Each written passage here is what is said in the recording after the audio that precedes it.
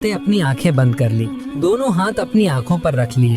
बूढ़े साधु ने बोट जोर से जमीन पर मारते हुए गरजती आवाज में कहा, उठ और चल, खुद ही जाकर कोठी में लेट जा, वरना यहीं जंगल में तेरा अंजाम कर दूंगा।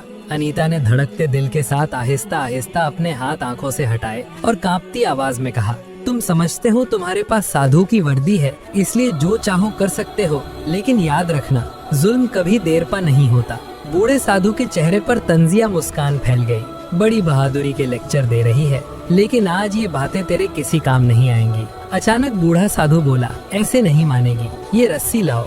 बूढ़े साधु ने अपनी झोली से रस्सी का एक टुकड़ा निकाला और कहा, इसके हाथ पांव बांध दो। वो अनीता के पास बैठकर उसके हाथ पांव बांधने लगा। अनीता ने सोचा, अगर मैं बंध गई तो फिर बचने का कोई रास्ता नहीं होगा। अचानक उसने बूढ़े साधु से कहा, अच्छा ठीक है, जो तुम चाहते हो मैं उसके लिए तैयार हूँ। ये सुनकर बूढ़ा साधु जोर जोर से हंसने लगा। फिर वो अनीता के करीब आया और घूरते हुए बोला, शाबाश, अगर पहले ही मान जाती तो मुझे इतना कुछ तुम्हारे साथ नहीं करना पड़ता। बूढ़े साधु के करीब आते ही जैसे वो वारफ्ता में हार मान चुकी हो। बूढ़ा साधु पूरी तरह मुतमईन था कि अब ये लड़की उसके काबू में आ गई है। अब तो खुद ही तैयार है, फिर रस्सी की जरूरत नहीं, बस सीधे कोठी में बैठ जा।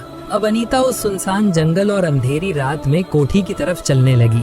बूढ़ा साधु भी अपना मकसद पूरा करने के लिए उसके पीछे बेसब्री से चलने लगा। कोठी के पास पहुंचते ही अनीता ने कोठी का दरवाजा खोला और फिर एकदम मुड़कर बूढ़े साधु से बोली, देखो, मैं तुम्हारी बात मान तो रही हूँ, लेकिन मैं तुम्हें ये एक बार फिर बता रही हूँ कि इसका अंजाम तुम्हारे साथ बहुत बुरा होगा। बूढ़ा साधु जर भरी मुस्कान के साथ बोला, हाँ हाँ, अंजाम, अब तेरा अंजाम मेरे हाथों में है, बाकी किसी अंजाम की फिक्र छोड़ दे।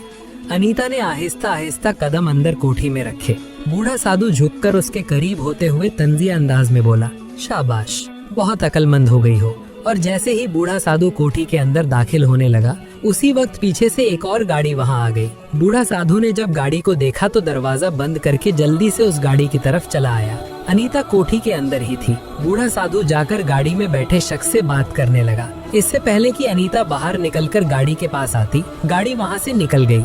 अब बूढ़ा साधु वापस कोठी की तरफ मुड़ रहा था। इतने में अनीता ने जल्दी से दरवाजा खोला और बाहर निकलकर बूढ़े साधु के पास आकर उसका हाथ थामते हुए बोली, हाँ, अब क्या हुआ? अनीता ने प्यार भरी निगाहों से उसकी तरफ देखा और उसे अपने गले से लगाते हुए बूढ़े साधु के चेहरे पर एक मुस्कान आ गई। बूढ़ा साधु तुरंत अपनी कोठी की तरफ गया और वहां से एक फल निकालकर अनीता के हाथ में पकड़ा दिया। अनीता वहीं जंगल की राह पर बैठ गई और फल खाने लगी। बूढ़ा साधु जो आतुर होकर खड़ा था, उसका सब्र टूट गया। उसने अनीता से कहा, जल्दी खाओ, वक्त नहीं है। अनीता ने अपने आप से कहा, लगता है अब इसको ज्यादा रोकना मुमकिन नहीं, अब मैं क्या करूं? फिर वो डरते डरते राह से उठ खड़ी हुई। अंधेरी रात और सुनसान जंगल का सन्नाटा खौफ पैदा कर रहा था। बूढ़ा साधु अब पूरी तरह से तैयार था। उसकी आंखों में हवस भरी चमक थी। अचानक बूढ़ा साधु आगे बढ़कर अनीता के बाजू को मजबूती से पकड़ता है और भारी सांस लेते हुए बोला, चलो, अब तमाशा बहुत हो गया, समय बर्बाद मत करो। अनीता ने एक पल के लिए अपने होठों पर अजीब सी मासूम मुस्कान तारी की, जैसे हार मान गई हो। उसने अपनी निगाहें बूढ़े साधु की आंखों में डालते हुए आहिस्ता से कहा, एक शर्त है। बूढ़ा साधु रुक गया। शर्त? अनीता प्यार भरी आवाज में आहिस्ता से बोली, तुम्हें मुझ पर हाथ डालने से पहले अपनी आंखें बंद करनी होंगी। बूढ़ा साधु पहले तो चौंका, फिर ठहाका लगाकर हंस पड़ा। ये भी कोई शर्त है? अच्छा, मान लेते हैं। अचानक अनीता बूढ़े साधु के करीब आई और प्यार से उसका हाथ पकड़कर जंगल की राह के एक कोने की तरफ ले जाने लगी। बूढ़ा साधु भी उसके साथ चलने लगा। अनीता थोड़ी दूर जाकर एक वीरान जगह पर रुकी और बोली, यहाँ ठीक है? बूढ़ा साधु एकदम हैरान होकर बोला, यहाँ कोई देख लेगा? अनीता ने बूढ़ा साधु को उकसाते हुए कहा, तुम्हें किस चीज का डर है? आखिर तुम एक साधु हो। बूढ़ा साधु भी तुरंत जोश में आ गया और अपने घमंड में बोला, हाँ ठीक कहा, मुझे किस चीज का डर भला? तुम यही कहती हो तो यही सही। बूढ़ा साधु घमंड और जोश के नशे में चूर था और सन्नाटा चारों तरफ फैल चुका था। सिर्फ दूर से हवा के झोंके और कभी कभार जंगल के जानवरों की आवाजें आ रही थीं। अनीता ने बड़ी मासूमियत के साथ उसका हाथ अपने हाथों में थामा। फिर अनीता ने बूढ़े साधु से कहा, यहाँ नीचे राह पर लेट जाओ और अपनी आंखें बंद कर लो। बूढ़ा साधु मुस्कुराते हुए राह पर नीचे लेट गया। उसने अपनी आंखें बंद कर ली और मुस्कुराते हुए बोला, चलो देखते हैं तुम अब क्या करती हो। अनीता कुछ देर उसके चारों तरफ चक्कर लगाती हुई मन ही मन कुछ सोचने लगी। फिर झुककर उसके पास आई। एक पल को ऐसा लगा जैसे वो उस पर झुकने वाली है। बूढ़े साधु के होठों पर फातिहाना मुस्कान थी और गहरी सांसों की आवाज गूंज रही थी। लेकिन अगले ही पल अनीता ने अपने जूते की एड़ी तड़प से उसकी छाती पर मारी।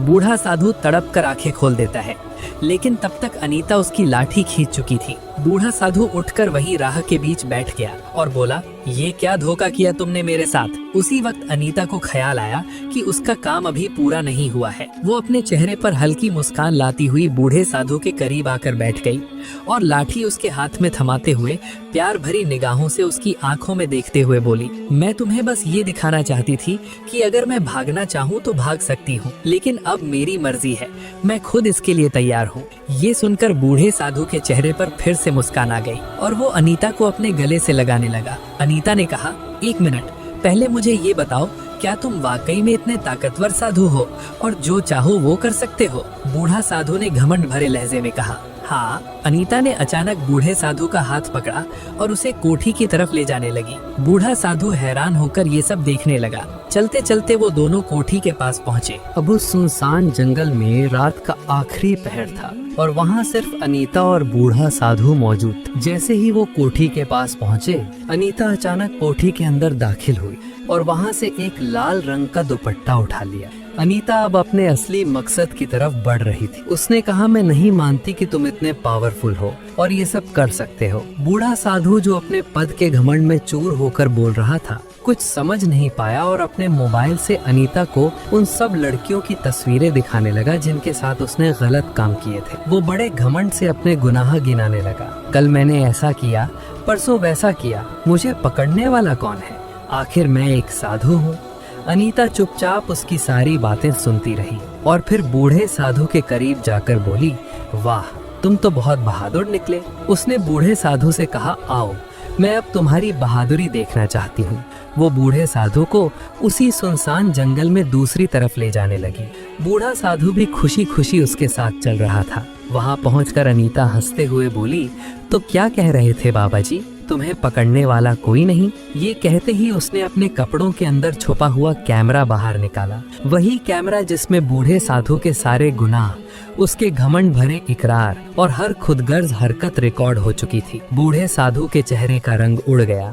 वो घबराहट में तेजी से अनीता की तरफ लपका ताकि कैमरा छीन सके, पर उससे पहले ही एक जोरदार थप्पड़ उसके मुंह पर पड़ा। अब वहाँ खड़ी लड़की वो बेबस अनीता नहीं थी, बल्कि एक बहादुर आईपीएस अफसर अपने असली रूप में सामने आ चुकी थी। उसी समय पीछे से दो काली जीपों की हेडलाइट्स चमकी, धुआं उड़ाता हुआ ब्रेक की चीख गूंजी और अगले ही पल कमांडोज की टीमें गाड़ियों से बाहर निकल आईं।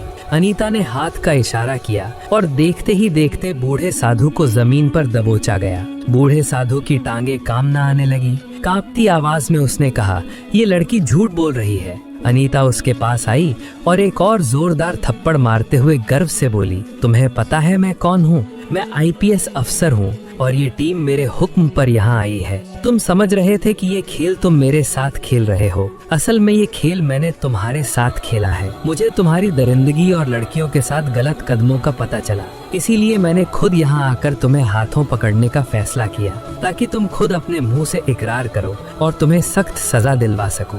अनीता ने फिर अपना कार्ड जेब से निकालकर बूढ़े साधु के मुंह के सामने किया। बूढ़े साधु की आंखें हैरानी और डर से भर आईं। अनीता ने लात मारकर बूढ़े साधु को जमीन पर गिरा दिया और आदेश दिया, ले जाओ उसे मेरी नजरों के सामने से। कमांडोज ने बूढ़े साधु को गाड़ियों में डाल दिया और हवाले जेल में ट्रांसफर कर दिया गया। ये कहानी हमें सिखाती है कि साहस, बुद्धिमानी और दृढ़ संकल्प के साथ कोई भी व्यक्ति बड़ी से बड़ी बुराई का सामना कर सकता है और अंत में न्याय की हमेशा जीत होती है।